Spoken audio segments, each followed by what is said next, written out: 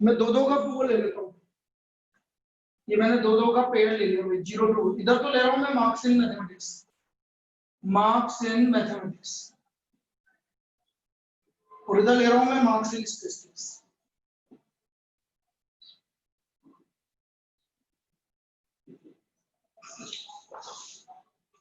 Zero to two, two to four, 4 to 6, 6 to 8, 8 to 10।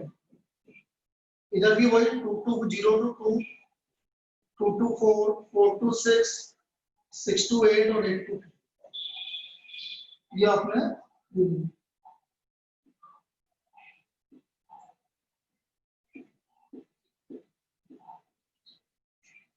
पहला 7 to 8 marks maths में 7 यहाँ है, 8 यहाँ है। ये समझ में आया? ये 7 to 8 कैसे मार्क किया? मार्क्स मैथ्स में 7 है तो 6 to 8 के बीच में आ रहा है 7 और 8 to 10। सेकंड मार्क्स है 5 to 9, देखो 5 इसके बीच में आ रहा है और 9 इसके बीच में आ रहा है। 6 7, 6 आ रहा है यहाँ पर और 7 आ रहा है यहाँ।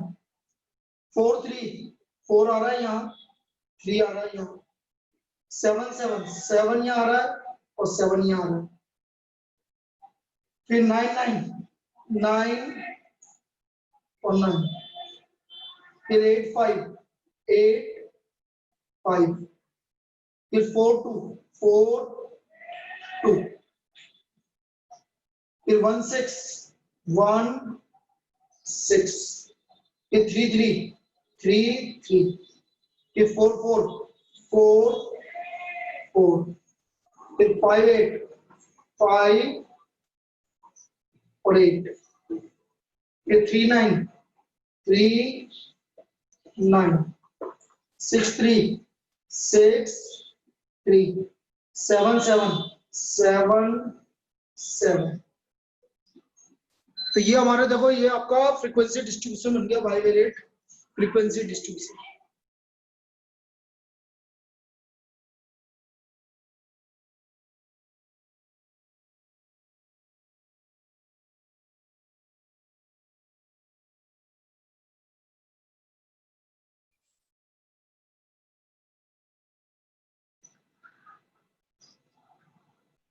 हाँ ठीक है, अब चालू हो गया, वो एक कॉल आ रहा था इसलिए अपना आप ऑफ हो गया। Bivariate frequency distribution. अब इसमें आपकी जब डिस्ट्रीब्यूशन टेबल बनेगी वो कैसे बनेगी आप समझो। यहाँ तक कोई दिक्कत है? ये जो बना है, अब यहाँ से जो अभी दो चीज बताएंगे वो चीज इंपॉर्टेंट है, वो है दो तरह की फ्रीक्वेंसी डिस्ट्रीब्यूशन बनती है। दो तरह का फ्रीक्वेंसी डिस्ट्रीब्यूशन बनता है। पहला बनता है आपका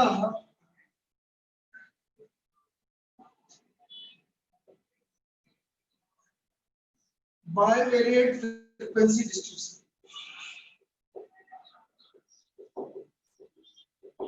मार्जिनल फ्रीक्वेंसी डिस्ट्रीब्यूशन, और दूसरा होता है conditional frequency distribution. Marginal frequency distribution और सेकंड है हमारा conditional frequency distribution. These are the two types of frequency distribution: marginal frequency distribution and conditional frequency distribution. अब सबसे पहले मैं बात कर रहा हूँ marginal frequency distribution. First, marginal frequency distribution. There will be only two frequency marginal frequency distribution. There will be, ये पूछा जा सकता है, there will be only two marginal frequency distribution. केवल दो मार्जिनल फ्रीक्वेंसी डिस्ट्रीब्यूशन बनेंगे। पहला बनेगा मार्क्स इन मैथमेटिक्स और सेकंड बनेगा मार्क्स इन स्टैटिस्टिक्स। ये दो बनेंगे, marks in mathematics and second बनेगा marks in statistics. There will be two marginal frequency distribution. अब कैसे बनेगा? जैसे मार्क्स इन मैथमेटिक्स में ऊपर बना देता हूँ, उसको तो हटा नहीं सकता हूँ। मार्क्स इन मैथमेटिक्स यहाँ बना देता हूँ। पहला मार्जिनल बन रहा है मार्क्स इन मैथमेटिक्स, दो 0 to 2, 2 to 4, 4 to 6, 6 to 8, 8 to 10 marks in mathematics. ये पहला marginal frequency. 0 to 2 marks in mathematics नहीं है। 2 to 4 4 0 to 2 सॉरी 1 2 to 4 2 है 4 to 6 कितने हैं 5 6 to 8 5 और 2 this is marks in mathematics. ये आपका मार्जिनल फ्रीक्वेंसी डिस्ट्रीब्यूशन बन गया मार्क्स इन मैथमेटिक्स। 0 to 2 ध्यान से देखो 0 से 2 मार्क्स इन मैथमेटिक्स बिल्कुल वर्टिकल देखिए 1 आ रहा है। फिर 2 to 4 में आप देखिए वर्टिकल 2 आ रहा है। फिर 4 to 6 में वर्टिकल देखिए ये देखो वर्टिकल देखो ये मार्क्स इन मैथमेटिक्स ये मार्क्स इन मैथमेटिक्स। अब दूसरा बनेगा इसमें marks in statistics marks in statistics 0 to 2 2 to 4 4 to 6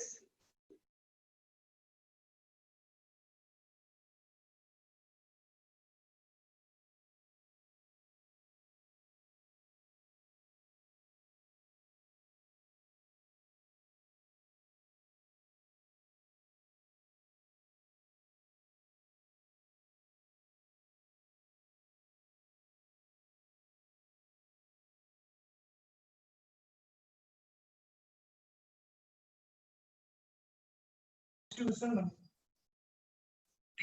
to marginal frequency distribution ये हमारे दो मार्जिनल फ्रीक्वेंसी डिस्ट्रीब्यूशन बने। ये समझ में आ गया मार्जिनल कैसे बना। सिर्फ दो मार्जिनल फ्रीक्वेंसी डिस्ट्रीब्यूशन बनेगा। आपको तो डायरेक्ट पूछेगा वो how many marginal frequency distribution will be there so there will be only two marginal frequency distribution. अब मार्जिनल के बाद आते हैं अपन conditional frequency distribution. Conditional frequency distribution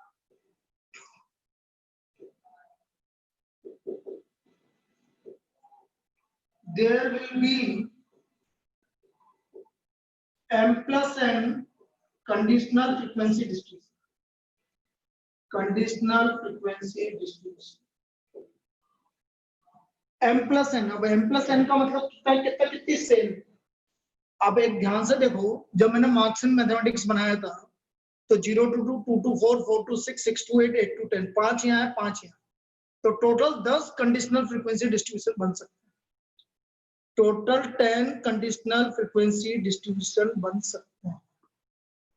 there will be 10 conditional frequency distribution. Total 10 conditional frequency distribution बन सकते हैं। कैसे बनेगा। पहला कंडीशन ऐसे एग्जांपल देके बता रहा हूं। देखो 5 यहां बने 5 यहां बने तो 5 + 5 10 बने। एक एग्जांपल लेके बता रहा हूं marks in mathematics when state marks when statistics marks are in the range 2 to 4 suppose पहला एग्जांपल ऐसे लेते हैं कि मार्क्स इन मैथमेटिक्स मैथ्स के अंदर मार्क्स क्या है जब स्टेट के मार्क्स 2 to 4 जब देखो स्टेट के मार्क्स 2 to 4 ये वाला पेन तो ये कैसे बनेगा। इधर देखो मैं इधर बना देता हूं ऊपर ही बना देता हूं ऐसे बनेगा।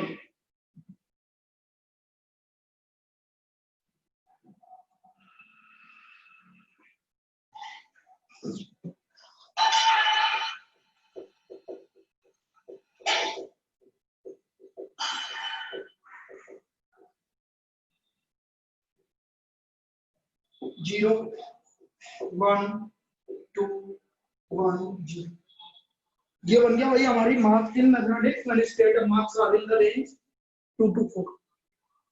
ये समझ में आया कैसे बना।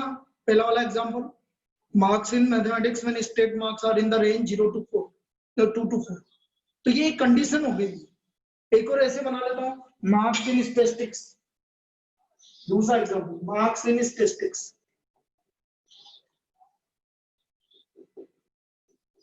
when mass marks are in the range 6 to 8 suppose ये वाली पेयर है ना। मैथ्स के मार्क्स 6 to 8 है, तो देखो 0 to 2, 2 to 4, 4 to 6, 6 to 8, 8 to 10। 0 to 2 में 0, 2 to 4 में 1, 4 to 6 में 0, 6 to 8 में 3 और 0। तो ये एक कंडीशन और लगती है। इस तरह से कंडीशंस लगेंगी आपकी, ये आपकी इस तरह की कंडीशंस लगेंगी। हाँ हाँ, ये इस तरह की कंडीशंस लगेंगी। आया समझ में? तो कितनी कंडीशनल बनेगी? 5 + 5 10 बनेगी कोई कंडीशन। तो ये एक जनरल पहला जो प्रॉब्लम पूछा जाएगा वो इसी तरह का पूछा जाएगा कि how many marginal bivariate frequency distribution will be there, तो आप बोलोगे only 2। How many conditional bivariate frequency distribution will be there, तो आप बोलोगे p+q। आप बोलोगे p+q या m+n, m+n बोल दो, p+q बोल दो, एक ही बात। अच्छा, how many cells are there, how many cells are there, cells का मतलब समझते हो? ये सेल्स है, ये सेल्स।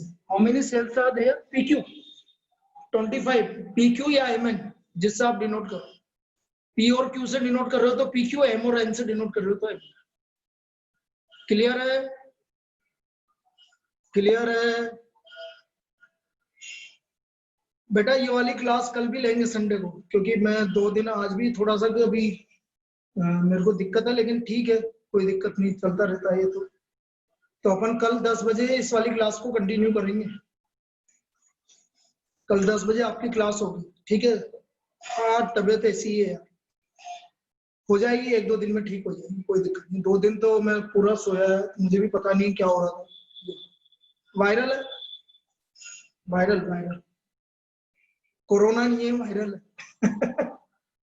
वायरल चल रहा है ना अभी, वो चक्कर।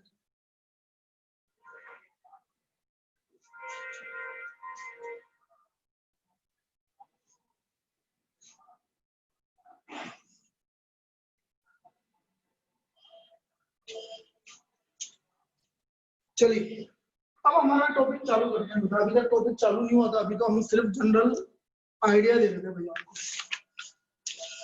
टॉपिक अब चालू हो, कोरिलेशन एनालिसिस। कोरिलेशन एनालिसिस,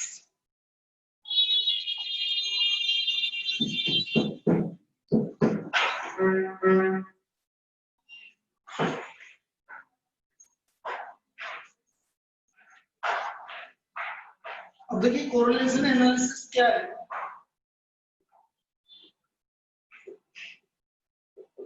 हम कोरिलेशन एनालिसिस में हम ये देखेंगे कि 2 वेरिएबल के बीच में कौन एक दूसरे से कैसे रिलेटेड है, मतलब उन दोनों के बीच का रिलेशन कैसा है, कोरिलेशन कैसा है। भाई हमें ये देखना है कि वो दोनों एक दूसरे से कैसे रिलेटेड है। कैसे रिलेटेड का मतलब है हमें इन दोनों का भाई ये हमें उनका नेचर फाइंड आउट करना है। भाई एक वेरिएबल बढ़ रहा है तो दूसरा वेरिएबल क्या होगा, इस तरह से हमें देखना।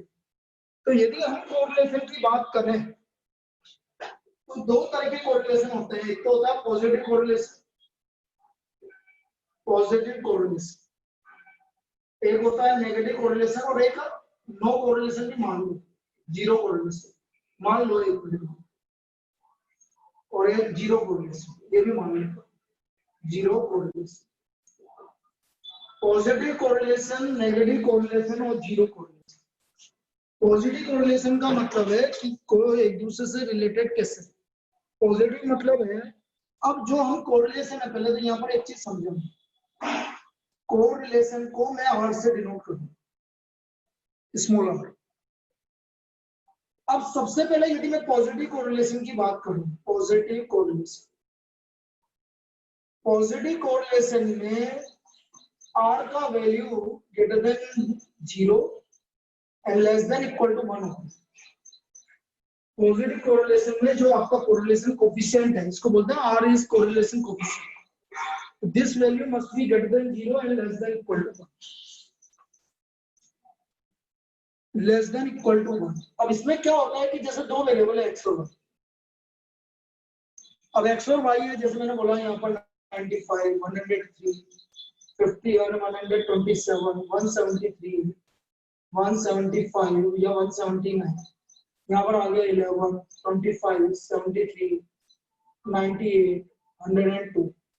मैं देख रहा हूँ एक्स आपका इंक्रीज हो रहा है तो वाई भी इंक्रीज हो रहा है, एक्स इंक्रीज हो रहा है तो वाई भी इंक्रीज हो रहा है। मतलब दोनों वेरिएबल एक ही डायरेक्शन में मूव कर रहे हैं, both variable moves in one direction, both variables moves in one direction. One direction का मतलब यदि दोनों इंक्रीज हो रहे हैं तो दोनों मतलब एक्स और वाई दोनों इंक्रीज हो रहे हैं, या एक्स और वाई दोनों डिक्रीज हो रहे हैं। ये भी आपका एक आपका एग्जांपल है, जैसे एक्स और वाई मैंने बोल दिया 173, 125, 111, 105 और 93, ऐसा आ गया। यहाँ पर आ गया 95, 83, 75, 49, 51 और सॉरी 40। तो मैं देख रहा हूँ कि दोनों ऊपर की तरफ इंक्रीज हो रहे हैं, मतलब दोनों डिक्रीज हो रहे हैं। तो ये भी आपका क्या है, positive correlation. These two are positive correlation. Both variable moves in one direction, दोनों वेरिएबल एक ही डायरेक्शन में मूव कर रहे हैं, दोनों वेरिएबल एक ही डायरेक्शन में मूव कर रहे हैं। यदि दोनों वेरिएबल एक ही डायरेक्शन में मूव कर रहे हैं तो हम उसको बोलेंगे positive correlation, then it is called positive correlation. तब उसको हम पॉजिटिव कोरिलेशन। समझ में आया पॉजिटिव कोरिलेशन? अब एग्जांपल लेते हैं अपन। एग्जांपल ले लिया कि जैसे आपसे बोल दिया कोई भी पॉजिटिव आपका sale of cold drink and temperature. भाई टेम्परेचर बढ़ेगा तो सेल ऑफ कोल्ड ड्रिंक भी बढ़ेगी, टेम्परेचर बढ़ेगा तो सेल ऑफ कोल्ड ड्रिंक भी बढ़ेगी। अब जनरली हम हाइट एंड वेट भी बेटा इसी में लेते हैं, हाइट एंड वेट ये भी हम इसी में लेते हैं, क्योंकि जनरली जितनी हाइट होती है उतना ही वेट होता है। फिर हम बात कर रहे हैं कि रेनफॉल एंड यील्ड, जनरली बोल रहे हैं भाई, ऐसे नहीं बहुत ज्यादा रेनफॉल आ गई, यील्ड ऑफ कोई आपका इकोनॉमिक्स का कोई एग्जांपल, इकोनॉमिक्स का कोई एग्जांपल। डिमांड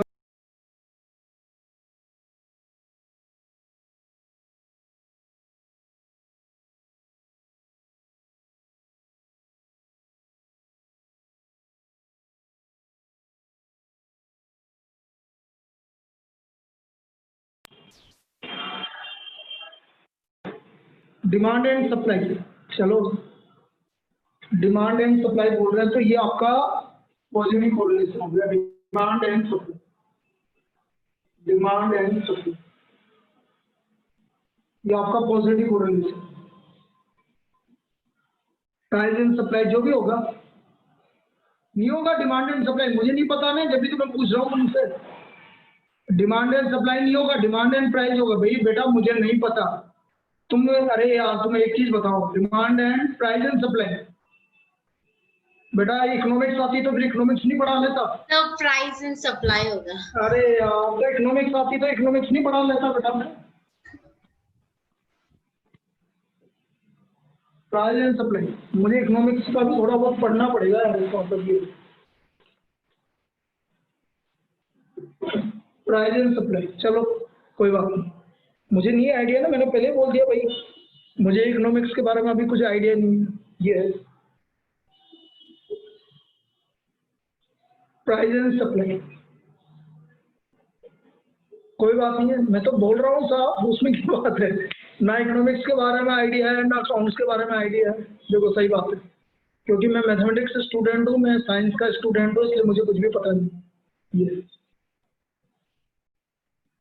मैंने साइंस से किया है तो मुझे पता नहीं। तो ये वही हमारा पॉजिटिव कोरिलेशन आ गया। अब देखो पॉजिटिव कोरिलेशन में यहाँ पर एक चीज और मैं तुम्हें बताना चाहूंगा, यानी हम चीजें कंप्लीट कर लेते हैं। जैसे हमने बोला कि कोई भी लाइन दे दे, ये वाली लाइन या ये वाली लाइन दे, इसमें पॉजिटिव कोरिलेशन कौन सी वाली लाइन, इसका r equal to 1, r equal to 1 का मतलब परफेक्ट पॉजिटिव कोरिलेशन। इन दोनों लाइन में से पहली लाइन और दूसरी लाइन में से किसका r 1 के इक्वल है, बताइए किसका r 1 के इक्वल है। बेटा R1 उसी का होगा जो परफेक्ट पॉजिटिव, जिसका सेकंड लाइन बिल्कुल सही है, जिसका स्लोप पॉजिटिव होगा, बिल्कुल सही है, जिसका स्लोप पॉजिटिव होगा। पॉजिटिव स्लोप किसका होता है मैं बताता हूँ तुम, पॉजिटिव जिसका स्लोप पॉजिटिव होगा उसका R इक्वल टू 1 होगा, जिसका पॉजिटिव स्लोप होगा उसका R इक्वल टू 1 होगा।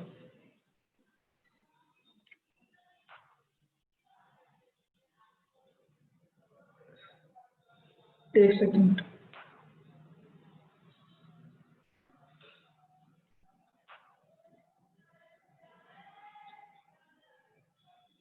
तो R इक्वल टू 1 किसका होगा, जिसका पॉजिटिव स्लोप है, इसका R 1 के इक्वल होगा और इसका R -1 के इक्वल होगा। कभी भी लाइन इस तरह की बने, जैसे ये लाइन ये लाइन ये लाइन ये लाइन ये लाइन, सबका पॉजिटिव स्लोप है, सबका R 1 के इक्वल। जितनी भी लाइन बन रही, जो भी लाइन इस तरह की बनेगी, इस तरह की लाइन बनेगी, सबका R इक्वल टू -1। तो R इक्वल टू 1 किसका होगा, जिसका स्लोप आपका पॉजिटिव होगा। अब स्लोप पॉजिटिव, मैंने स्लोप पहले भी बता चुका हूँ, स्लोप क्या होता है मैं तुम्हें समझाऊंगा। दो तरफ स्लोप निकालने की आता है, ये आपको याद रखना है स्लोप के बारे में। जैसे मैंने बोला y equal to ax plus, ये स्लोप होता है। यदि ये ग्रेटर देन 0 है तो r इक्वल टू 1, b कुछ भी हो उससे कोई फर्क नहीं पड़ता। और ये यदि लेस देन 0 है तो r इक्वल टू 1। पहली चीज, ये पहला एग्जाम्पल, ये याद रखना।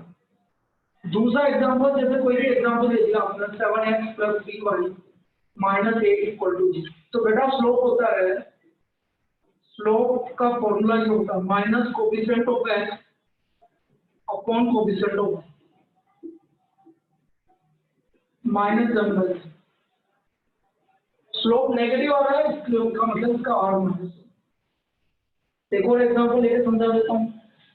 जैसा आगे आ गया 5x minus 4y plus 9 equal to 0, इसका slope minus coefficient of x upon coefficient of y, positive आ रहा है इसलिए r इक्वल टू। ये किसी भी लाइन का स्लोप निकालने का तरीका है, इस पर प्रॉब्लम पूछी जा सकती है। बेटा स्लोप होता है यदि x और y दोनों एक ही तरफ है तो minus coefficient of x upon coefficient of y, और दोनों एक दूसरे की तरफ है तो फिर आपका r इक्वल टू 1। ये समझ में आ गया। एग्जाम्पल नंबर 1 और 2 आ गया सबको समझ में। इन दोनों पे कोई सा भी प्रॉब्लम पूछा सकता है, और ग्राफ से मैंने बता ही दिया कि कैसे आपका r इक्वल टू 1 और -1 होगा।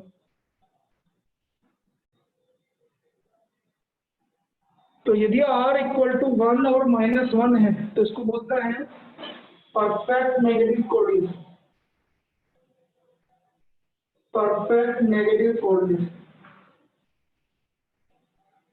और इसको बोलता है परफेक्ट पॉजिटिव कोऑर्डिनेट।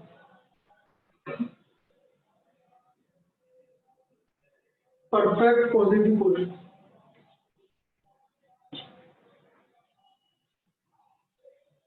यदि r इक्वल टू +1 है तो हम उसको बोलेंगे परफेक्ट पॉजिटिव कोरिलेशन, और यदि आपको r इक्वल टू -1 है तो हम इसको बोलेंगे परफेक्ट नेगेटिव कोरिलेशन। कोई दिक्कत, यहाँ तक कोई दिक्कत? चलिए अब नेगेटिव कोरिलेशन की बात कर ले, वो अपन ने करी नहीं अभी तक, ठीक है। नेगेटिव कोरिलेशन की बात कर लेते, negative correlation.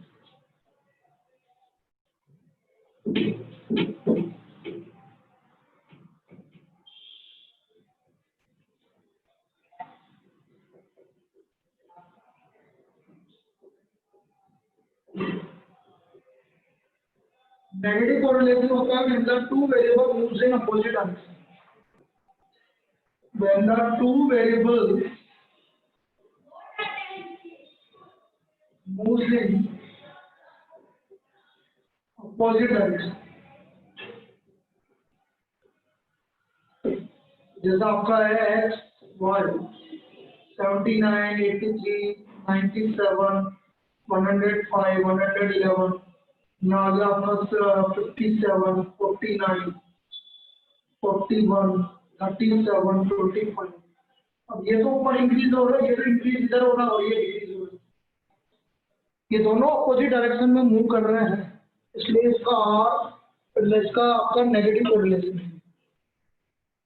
Negative correlation R equal to -1 नहीं है, इसका आर इक्वल टू -1 तो परफेक्ट नेगेटिव कोरिलेशन कहलाता है बेटा, जब दोनों साइमल्टेनियसली सेम अमाउंट से बढ़ते हैं, मतलब सेम रिलेशन से बढ़ते हैं, उसको बोलते हैं हम नेगेटिव कोरिलेशन, परफेक्ट नेगेटिव। तो ये अभी आपका बोलेंगे नेगेटिव कोरिलेशन। एग्जांपल, अब मुझे ये पता है डिमांड एंड सप्लाई, तो बेटा इसका ये है कि प्राइस एंड डिमांड है इसका एग्जांपल क्या है, प्राइस एंड डिमांड है। हाँ, क्योंकि ये आ चुका है इसलिए याद है मुझे। Example price and demand.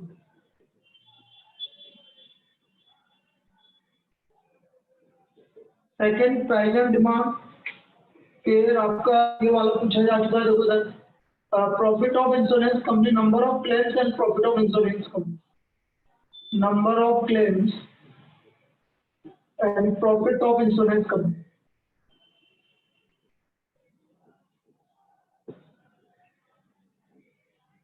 ये है भाई इसका, और भी बहुत सारे एग्जांपल अपने इस तरह से बना सकते हैं। नहीं सॉरी, क्या प्राइस एंड डिमांड नहीं है क्या यार, तुम मुझे है ना वो इसमें नहीं सर, कुछ नहीं, उससे पहले गलत टाइप किया था। हाँ यार, वही तो बोल रहा हूँ ना, मुझे इको नहीं आती, तुम उसका फायदा उठा रहे हो। हाँ वही तो बोल रहा हूँ, ऐसे मजे ले रहे हो। मैं प्राइस एंड डिमांड से याद है मुझे, ठीक है, कुछ चीजें तो रट लेनी चाहिए। तो ये आपका नेगेटिव कोरिलेशन, नेगेटिव कोरिलेशन। अब जीरो कोरिलेशन मतलब, जैसे जीरो कोरिलेशन आप किसको बोलोगे, zero correlation R equal to zero. भाई कुछ भी कोई कैसे नहीं पढ़ रहा घटना, कोई फर्क नहीं पड़ रहा, जैसे 95 103 25 79 89 51 या बोलेंगे 153, इधर भी हो गया 98 67 50, फिर हो गया 103, फिर हो गया 119, फिर 25, फिर 35, कुछ भी हो रहा है, कोई फर्क नहीं पड़ रहा, कोई भी कभी भी इंक्रीज हो रहा है, कभी भी डिक्रीज हो रहा है, तो हम इसको बोलेंगे जीरो कोरिलेशन। तो ये कहलाता है zero correlation.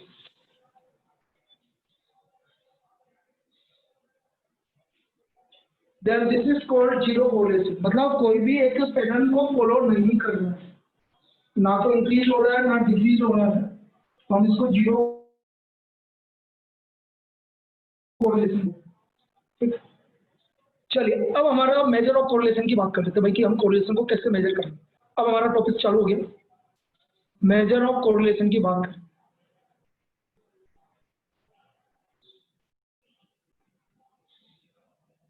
Measure of correlation,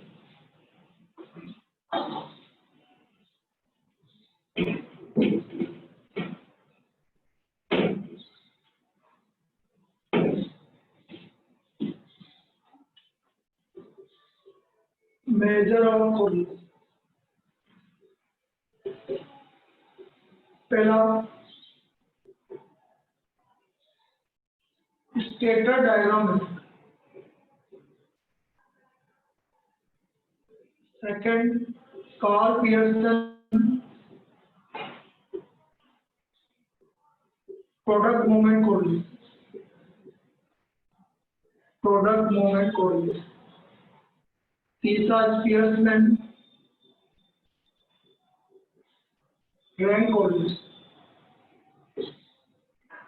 and fourth, हमारा फोर्थ है method of concurrent division, concurrent division. ये हमारे measure of correlation, these are the measure of correlation। Scatter diagram, Karl Pearson, Spearman rank correlation और method of concurrent use. हम इस तरह से major of correlation को हम मेजर कर सकते हैं। ये 4 मेथड है। अब एक एक करके हम इसको पढ़ना स्टार्ट करते हैं। पहला है हमारा स्कैटर डायग्राम। स्कैटर डायग्राम, अब देखो स्कैटर डायग्राम में क्या होता है कि जितने भी डाटा गिवन होता है उसको हम डायग्राम के लिए उसको प्लॉट कर लेते हैं। तो it is a best method, या आप ये बोलोगे it is this method is used for, ये कहीं ना कहीं सबके लिए यूज होता है। This method this is used for linear as well as non linear relationship of the variable, non linear relationship of the, कहीं पे भी आप यूज कर लो। भाई आगे तो क्या है कि जैसा आपका सेकंड मेथड है वो कार्ल पियर्सन, वो सिर्फ लीनियर रिलेशनशिप के लिए एप्लीकेबल है, लेकिन ये हमारा कहीं पे भी यूज हो सकता है। ठीक है, चाहे आपका लीनियर रिलेशनशिप हो या नहीं, किसी के लिए हम इसको यूज कर सकते हैं। लीनियर हो या ना हो, किसी के लिए भी हम इसको यूज कर सकते हैं।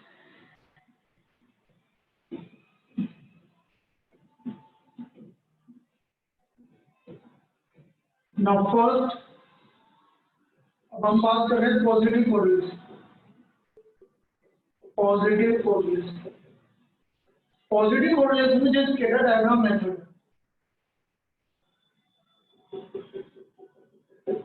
इस तरह के स्कैटर्ड होते हैं आपके डाटा। यदि इस तरह का डाटा स्कैटर्ड है तो हम इसको पॉजिटिव कोरिलेशन बोलते हैं। आर का वैल्यू 0 से 1 के बीच, R is greater than 0 and less than 1. This is positive correlation. Points like lower left to upper right. Points like lower left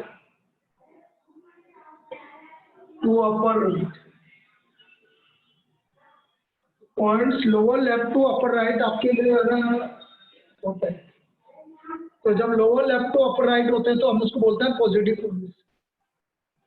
then it is called positive correlation, lower left to upper right. देखो points lower left, lower मतलब नीचे से start हो रहा है left से, और कहां तक जा रहा है, ऊपर, अपर लेफ्ट तक, अपर राइट तक जा रहा है। तो दिस इज पॉजिटिव कोरिलेशन। और परफेक्ट पॉजिटिव कोरिलेशन में क्या होगा, यदि हम परफेक्ट पॉजिटिव कोरिलेशन की बात करें,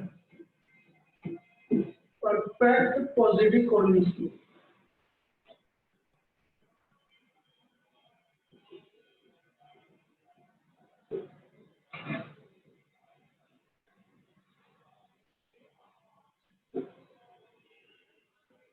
points are on the straight line, points are on the straight line, they are equal to, are on the straight line from lower left to upper right, from lower left to upper right. Point straight line पर होता है from lower left to,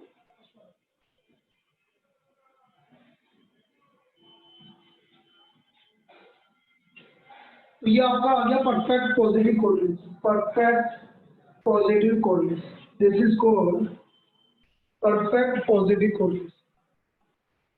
ये समझ में आ गया दोनों? वही तो क्या, वही तो यशवर्धन, वही तो क्या। अच्छा, अब इसके बाद हम स्टार्ट कर रहे हैं negative correlation. Negative correlation,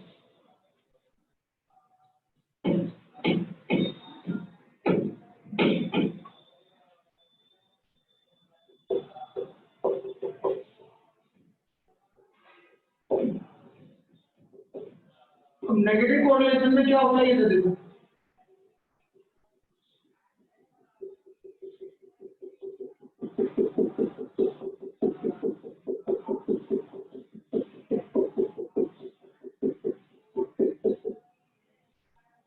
R का वैल्यू -1 से 0 के बीच में, points are on the straight line, are points like from upper left to lower right, points lies from upper left to lower right. तो यदि आपका परफेक्ट नेगेटिव कोरिलेशन है, perfect negative correlation R equal to -1, तो points are on the straight line आ चुका है भाई। इस तरह की प्रॉब्लम आर इक्वल टू क्या होगा भाई, जब points lies from upper left to lower right या इस तरह से कुछ पूछ रहे। Now points lies on the straight line, on straight line from upper left to lower left, to lower left, ये आपका नेगेटिव कोरिलेशन है। This is negative correlation, R equal to -1, perfect negative correlation, perfect negative correlation. और last हमारा है इसमें zero correlation. Zero correlation में हमने क्या बोला, कोई भी स्पेशल पैटर्न नहीं बनेगा, कोई भी स्पेशल पैटर्न नहीं बनेगा। थर्ड, जीरो कोरिलेशन, कोई भी स्पेशल पैटर्न नहीं बनेगा। कैसे भी बन सकता है ये, इस तरह का डाटा तो भी बन सकता है, या ऐसा बन सकता है, कैसा भी बन सकता है। तो दिस इज जीरो कोरिलेशन, भाई कोई कोरिलेशन नहीं, then there will be no correlation। ये है भाई पैटर्न आपके कुछ। तो अभी तक हमने क्या बात कर लिया, स्कैटर डायग्राम अभी तक हमने बेसिक कर लिया है। अब कल से हम इसके जो सेकंड, जो सबसे इम्पोर्टेंट पार्ट है, बेटा कल क्लास होगी, मैं सबसे बोल रहा हूँ 10 बजे, कल क्लास होगी 10 बजे। और मंडे को टेस्ट है आपका इवनिंग में, मंडे को टेस्ट है इवनिंग में, chapter number 1 chapter number 2 state का, ठीक है। चलिए 12 बजे मिलते हैं बेटा अपन थ्योरेटिकल डिस्ट्रीब्यूशन के